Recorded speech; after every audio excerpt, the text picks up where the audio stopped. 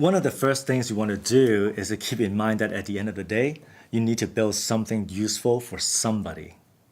So one of the first tasks is to figure out who is that somebody, who are you really serving, and what is the job that they're hiring you to do. And looking at it from their perspective will often yield insights that are hidden from the product owner or entrepreneur if we're purely looking at it from the product centric perspective.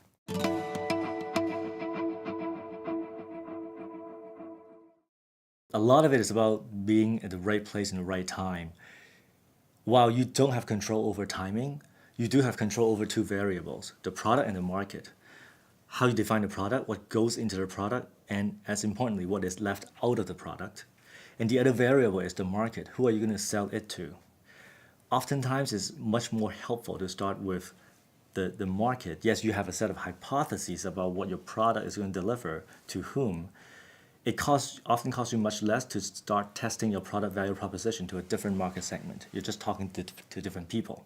You're not investing any engineering resources to revamp your product, to build something different. That's expensive, and that limits the number of iterations you can go through.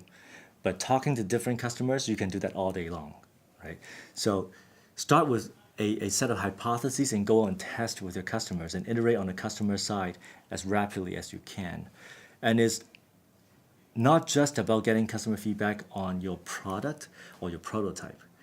It's actually even more important to understand the world that your customers live in, because you often would find that the original pain point that you thought existed might not even matter all that much to them.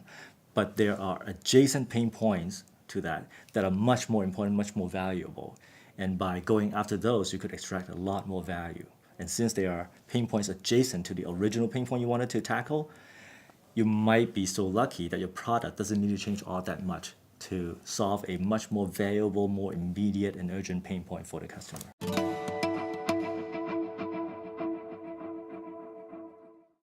The framework consists of four interfaces of a product: user, application, data, and buyer.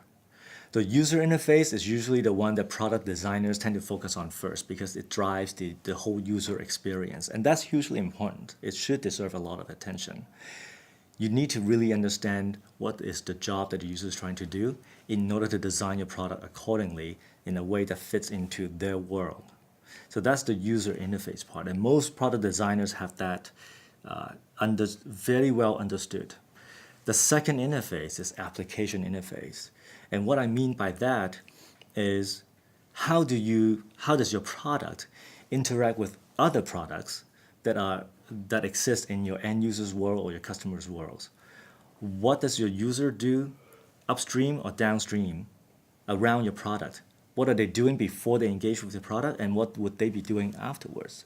Now, understanding this is important because, one, if you could better integrate yourself with these other products that are used by your users, you have a much higher chance of becoming embedded in part of their standard routine, the standard workflow, which means you're more likely to become part of their daily habits. And that solves one of the biggest problems in subscription businesses, which is churn. If your users have to keep reminding themselves to come in and use your product, chances are you have much higher churn. But if you become part of the daily habit or part of a standard workflow, they just follow steps 1, 2, 3, and step 2 is your product. It gets used all the time. You are going to have much lower churn. A third benefit of thinking through your application interface is if you have identified upstream and downstream applications that work well together with your product, now you could go to your customer and offer a complete solution, not just a point product, which delivers a lot more value. And you could also leverage these other application vendors as your partners to bring you into their customer base. The third interface is data interface. And what I mean by that is think about what input data you need from the user or other sources in order to do the job that your users has hired you to do. What is the format that the data will be coming in? What are the channels? What are the best way to collect that data? And what is the minimum amount of data you require your users to manually enter in order to deliver value? The more data you ask from a user, the less likely they will do it, actually, because you're increasing the cost of adopting your product. But if you could minimize the manual data input required of your user and try to automate the process of delivering value as much as possible. And sometimes by inferring conclusions or making predictions based on other data sets that you could automatically ingest into your product, chances are you'll be able to deliver a high level of value with a lower cognitive cost to your user. So that's the input side. On the output side, you need to think about how the data is going to be consumed. If the data you generate is a report, for example, that is read by a human being, you want to make sure the visualizations are crisp and engaging. If on the other hand, the data that you generate are going to be consumed by machines or other products downstream, you might need to think about how best should I format the data and through what channel should I be delivering the data so that I maximize the likelihood of the data being consumed and made valuable by a downstream product.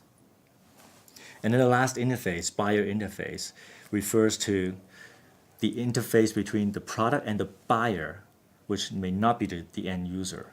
And this is oftentimes the interface that is most this is the interface that is most often neglected by product designers, because to design a product that is easily consumed by a buyer or purchased by a buyer requires deep understanding of how your buyer makes purchasing decisions. And this set of activities are often viewed as something owned by sales or marketing, not by product and engineering.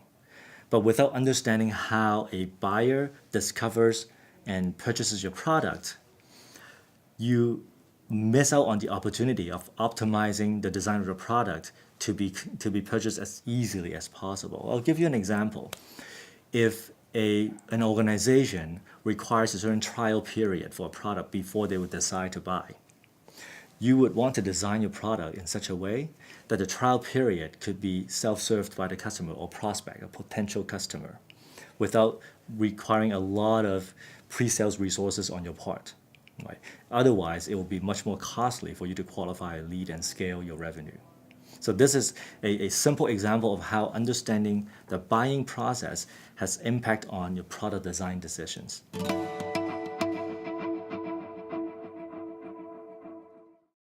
What's the most common trap that entrepreneurs fall into is if you're getting some level of traction, you're seeing some level of growth, but it's just not explosive. And that's a hard zone to be in because it's hard to give up. You have customers, you're seeing growth, it's just not explosive growth. But if you're not driving explosive growth, then it's hard to become a dominant player in your industry. So that's probably the most difficult zone to be in because you are always being drawn to staying with what is somewhat working in the market. That what the entrepreneur needs to do in that case is to look for ways to get to that perfect product market fit so that your revenue will start picking up exponentially. It could be by pricing your product differently, positioning differently, or going after an adjacent market segment without changing your product all that much.